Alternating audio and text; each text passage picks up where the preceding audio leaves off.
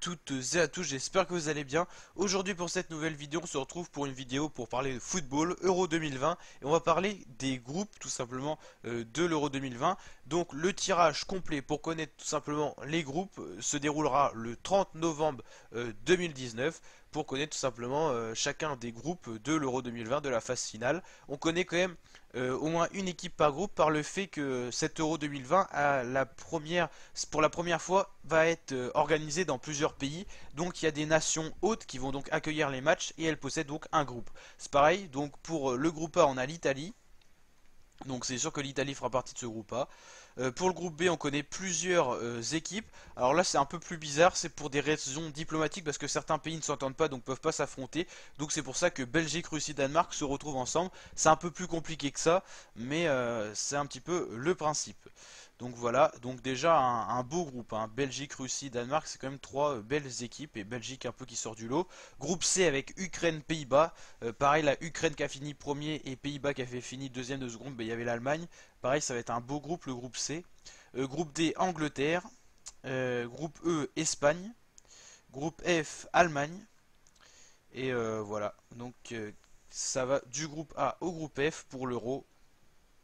Avec, si je me trompe pas, 24 équipes qui vont donc s'affronter. Donc c'est vrai que c'est un peu bizarre maintenant avec la Ligue des Nations, l'organisation. Par exemple, on peut se demander pourquoi groupe A et groupe B ne vont pas avoir des équipes aussi qui sont passées par les barrages, sachant que les équipes qui sont passées par les barrages sont normalement de un petit peu moins bon niveau. Donc voilà, mais bon, il y a des chapeaux qui ont été créés justement pour justement que les équipes, les meilleures équipes, par exemple du chapeau 1, ne puissent pas s'affronter entre elles. Le truc c'est que la France est dans le chapeau 2 et par exemple elle pourrait avoir dans ce cas là, donc dans tous les cas la France affrontera une équipe du chapeau 1.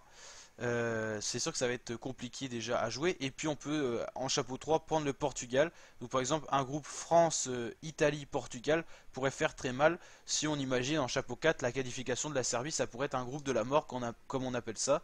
Donc ça pourrait être tout simplement assez, assez drôle à voir finalement. Donc voilà, pour le groupe B, on connaît plutôt pas mal.